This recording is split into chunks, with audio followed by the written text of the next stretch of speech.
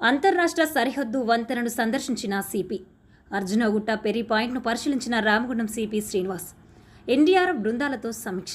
మంచిర్యాల జిల్లా కోటపల్లి మండలంలోని ప్రాణహిత వరద ముంపు ప్రాంతాలను Ramagundam police commissioner M Srinivas పరిశీలించారు. తెలంగాణ మహారాష్ట్ర అంతర్రాష్ట్ర సరిహద్దు వంతెనను సందర్శించారు. అనంతరం అర్జునగుట్ట వద్ద గల పెర్రీ పాయింట్ను పరిశీలించారు.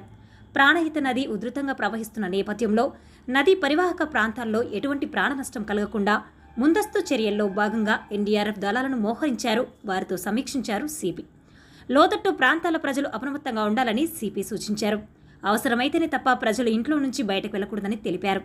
అనంతరం పోలీసు అధికారులకు సిబ్బందికి పలు సూచనలు సలహాలు చేశారు.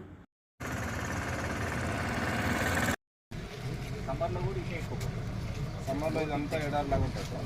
అక్కడ ఆ చిన్నగా ఉంటుంది సార్.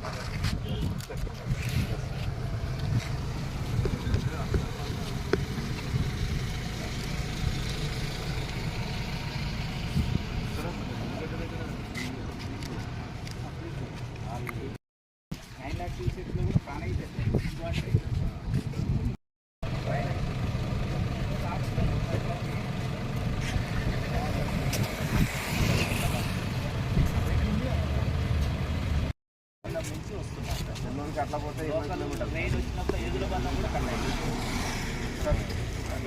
రాచర్ల మున్కల్ సార్. నిన్న పోయింది రాచర్ల తర్వాత రేవంత్ దాటిన తర్వాత సుట్టుకుంటారండి సార్.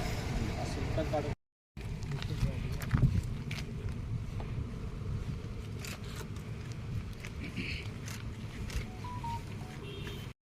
కానీ మధ్యవర్తిలో కటింగ్ ఉంది సార్.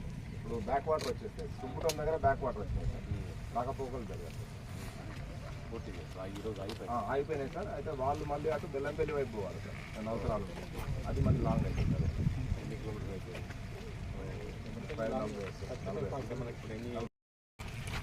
మన ఫారెస్ట్లో పడ్డదేని కాల్ చేసుకోమని కానీ కట్టాలి. ఇక్కడ వరకు ఉండే సార్. ఈ మట్టి వచ్చిందంటే ఈ వరకు వచ్చింది. మళ్ళీ ఇప్పుడు రెయిన్ స్టార్ట్ అయింది కదా సార్. ముల్కల బ్యాక్ వాటర్ అయితే వాటర్ లెవెల్ ఉంటుంది కానీ మనకు ఫ్లోయింగ్ సిస్టమ్ ఉండదు కదా. అట్లాంటి కాడ మన వాళ్ళు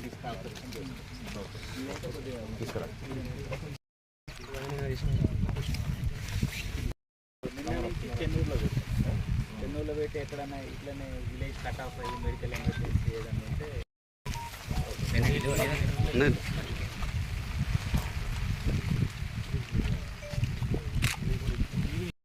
ఉంటే చాలు. ఫస్ట్ దాని తర్వాత ఈ బోటు కూడా మొత్తం ఫుల్ ఫ్లెడ్జ్గా రెడీ చేసి వెహికల్ ఎక్కించేసి మొత్తం క్లోజ్ చేసుకొని ఎక్కడికంటే అక్కడికి మన వల్ల రీచ్ అయిపోయింది. బోటు అక్కడైతే ఇంతవరకు సార్. ఇప్పుడు అక్కడ మెయిన్ ఏంటంటే మన గోదావరి రావట్లేదు. ఇప్పుడు మనకు అక్కడ చాలా సూర్యగుండాలు చాలా ఫాస్ట్గా పోతున్నాయి.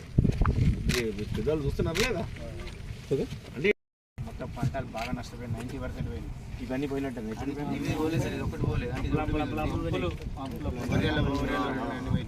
కింద ఉన్నాయని పోయింది. బాగా ఎత్తుపల్లం ఉన్నది. ఇది ఆగింది. ఆ టాంకర్ దాటి నీళ్ళ మన స్ప్రేయింగ్ చేసి అన్నీ అయిపోయినాయి.